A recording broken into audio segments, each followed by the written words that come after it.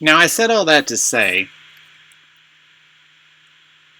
there is absolutely a relationship between a nation's government and its mass media. Even in the United States, where we think of our press as free and independent and not subject to government interference, there's absolutely a relationship between the government and the mass media. And in fact, you could argue there's an interrelationship. Media affect government, government affect media. And that is a topic worth of discussion and investigation. A lot of smart people think and create theories about press-government relationships. So start here. There are four sort of theories of the press that come from these particular scholars that you see there. In the U.S., it's clear the FCC and other government organizations play a role in allowing or restricting media freedom. For the rest of the time, I want to talk about the differences in political systems and how mass media systems worldwide reflect the different political systems within the places they operate. We're going to spend the rest of our time talking about four theories of the press, the model that was introduced in 1956 by three communication professors at the University of Illinois. I don't have a picture of Theodore Peterson, so instead you get Adrian Peterson. I promise you I will not test you on the names.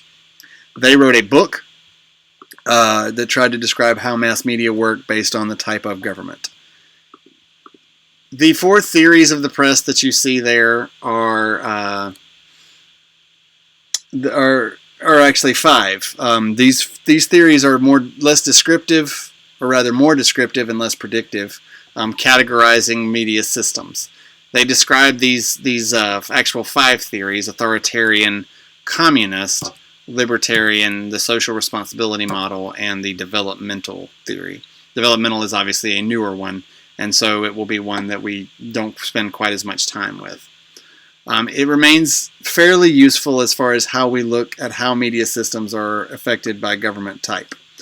The two questions that you ask yourself whenever you're talking about media theory are: who owns media, and who gets to define what truth is? I know when you say truth, it should be simple. The sun is hot, squirrels have tails, and the fall is football season.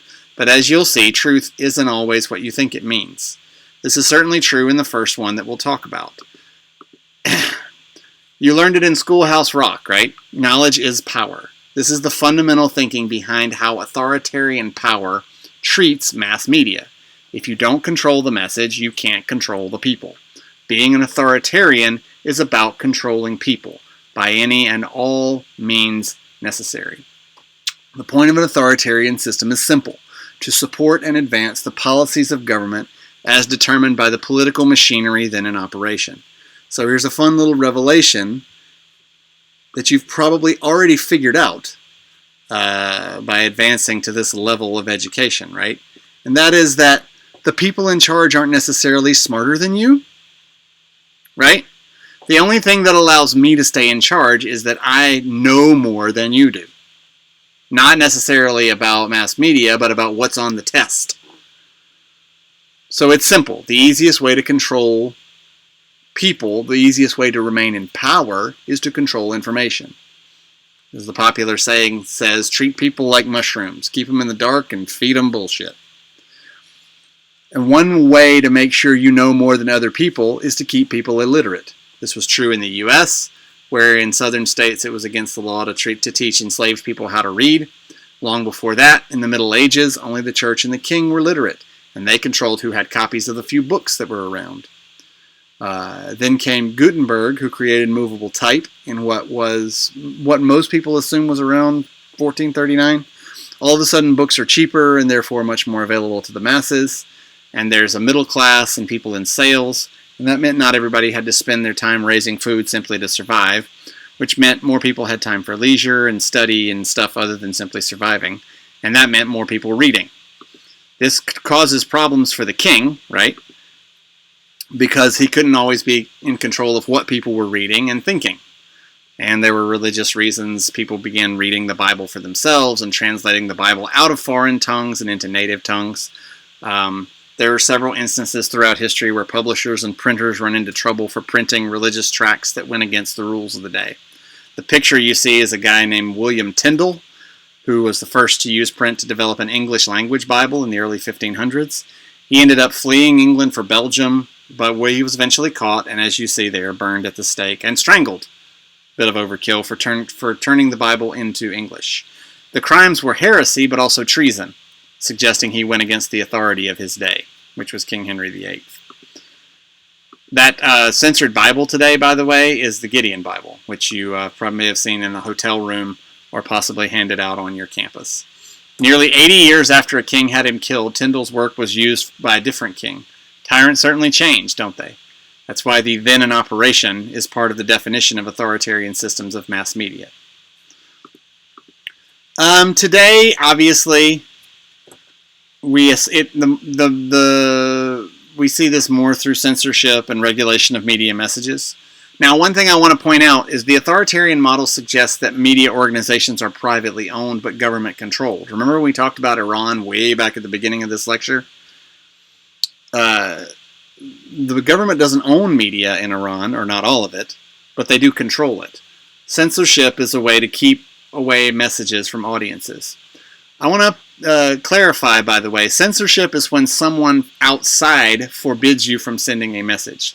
If you're a staff writer for the student newspaper and the editors choose not to run your story, you're not being censored. But if you write that story and the president of the university forbids the campus paper from running it, then you are being censored. Governments censor materials by putting government employees in the newsroom, sometimes doing something to ensure they know what a message is before it's sent, and especially in wartime, nations that are not authoritarian will censor material for purposes of national security. Another way to control mass media is through licensing. You could require it to have a license and only give licenses to people who are likely to send messages that you like. The chilling effect is the power to take that license away or threaten to take it away from media who dare to go against you. Or you may license journalists and give those licenses to people who say what you want them to say. A reminder, right? Censorship is when government tells you what can or cannot be published. When a private company does that, that's editing, right? You could also buy them off, right? You can bribe people to say nice things about you, or you can control the means of production. If the government is the only vendor of ink, for example, you can control it that way.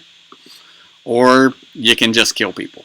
That's the, if all else fails, you can muscle them, or you can just kill them. It's about sending the message that you're in charge and scaring people and doing what you want. In 2020, the Committee to Protect Journalists said Mexico actually suffered the second highest number of killings after war-torn Syria. Of the 11 Mexican journalists killed, at least 5 were targeted in reprisal for their reporting, according to CPJ.